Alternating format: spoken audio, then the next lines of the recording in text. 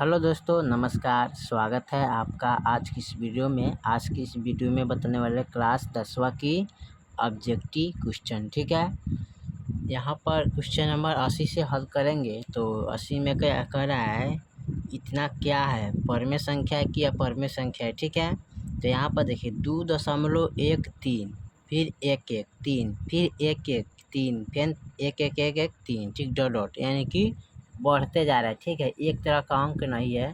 तो एक तरह का अंक होता था परमेय संख्या, लेकिन एक तरह का अंक नहीं है तो क्या हो जाएगा, अपरमेय संख्या होगा। ठीक है, तो हम क्या लिखेंगे, अपरमेय संख्या।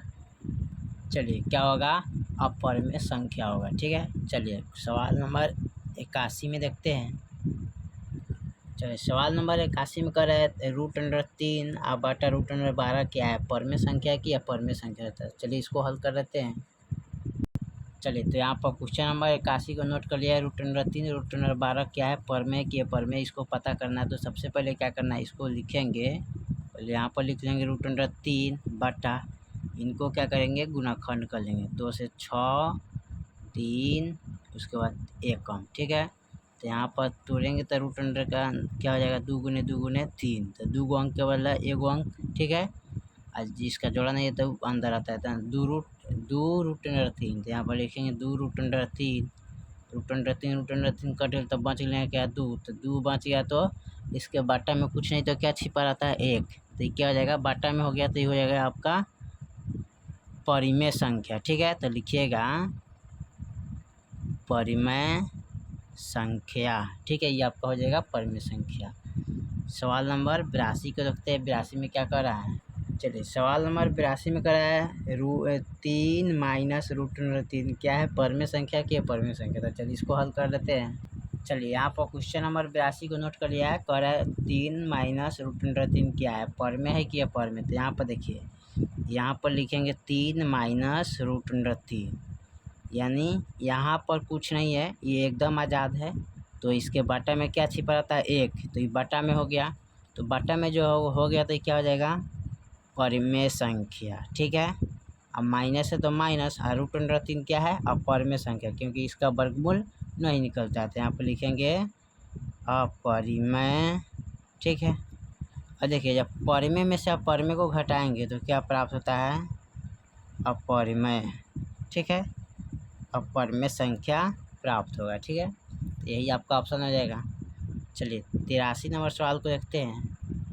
चलिए 83 नंबर सवाल में कर रहा है 11.2356 पर ऊपर रेखड़ी है, क्या है, परमेय संख्या की अपरमेय संख्या। तो चलिए इसको नोट कर लेते हैं। चलिए तो इस परमेय संख्या की अपरमेय संख्या यही पता करना है। तो सबसे पहले क्या करेंगे, इसको लिखेंगे 11, 2, 3, 5, 6, 4 बटे क अंक पर रेखड़ी है, 3 गो पर, तो 3 गो पर रेखड़ी है तो 3 गो 9 बैठा देंगे। ठीक है, तो ये बाटा में हो गया, तो बाटा में हो गया तो क्या होता है, परमेय संख्या होता है। ठीक है, तो परमेय संख्या यहाँ पर लिख देंगे। चलिए 84 नंबर सवाल को देखते हैं। चलिए 84 नंबर सवाल क्या कह रहा है, 5.2333 डॉट डॉट। ठीक है, यानी कि इस तरह 3 3 होते चला जाएगा। तो एक पूर्ण संख्या होगा कि एक परमेय संख्या की एक अपरमेय संख्या होगा। ठीक है, तो चलिए इसको देख लेते हैं। चलिए तो यहाँ पर हमने लिख लिया 5.333 डॉट डॉट क्या होगा, परमेय संख्या की अपरमेय संख्या। ठीक है, तो देखिए यहाँ पर जब दिया है 3 3 ना, तो यहाँ भी 3 3 आएगा।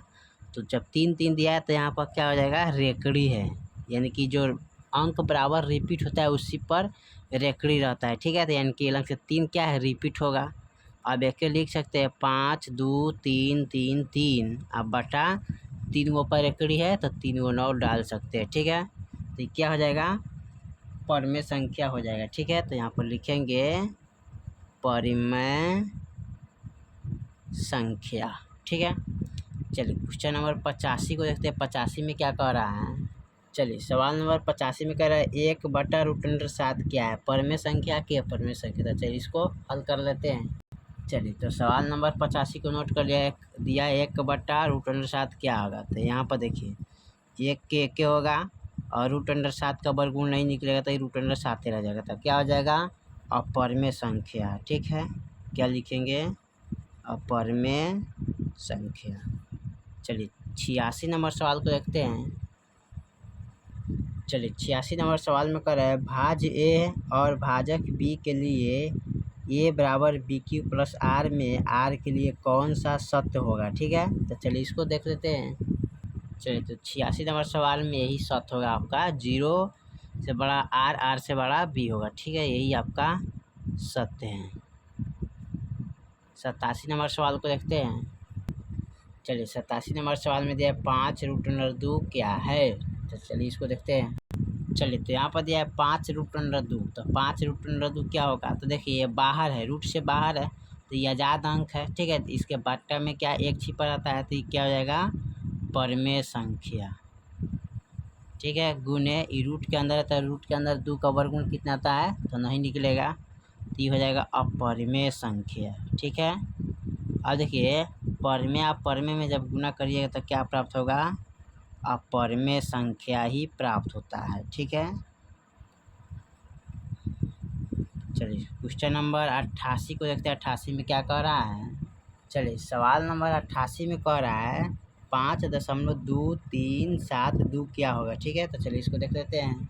चलिए सवाल नंबर 88 को यहाँ पर नोट कर लिया है, तो इसको लिखेंगे क्या 52372 बट्टे दशमलव का बदला 1, दशमलव के आगे का अंक है 4 गो, तो 4 गो शून्य बैठा देंगे। ठीक है, ये बट्टा में हो गया, बट्टा में हो गया तो क्या होता है परमेय संख्या। ठीक है, चलिए सवाल नंबर 89 को देखते हैं। चलिए सवाल नंबर 89 में कह निम्नलिखित संख्याओं में कौन सी संख्या विजातीय है। ठीक है, चलिए इसको देख लेते हैं। चलिए सवाल नंबर यहाँ पर 89 को नोट किया कर कौन सी संख्या विजातीय है। ठीक है, तो यहाँ पर चलिए इसको देखते हैं। देखिए ये तो एकदम आज़ाद है, 2/3 क्या हो जाएगा, ये आपका हो जाएगा परमेय संख्या। ठीक है, क्योंकि बटा का रूप में है, इसको जब निकालेंगे रूट से तब 5 हो जाएगा, इस 7 हो जाएगा, तो ये भी क्या हो जाएगा परमेय संख्या। ठीक है, यहाँ पर देखिए ये भी बाटा का रूप में, तो ये हो जाएगा क्या परमेय संख्या। लेकिन ये जो √11 है तो √11 का वर्गमूल नहीं निकलेगा। ठीक है, तो ये क्या हो जाएगा अपरिमेय संख्या। ठीक है, तो इसको क्या लिखेंगे विजातीय लिखेंगे। क्या लिखिएगा विजातीय होता है। ठीक है, विजातीय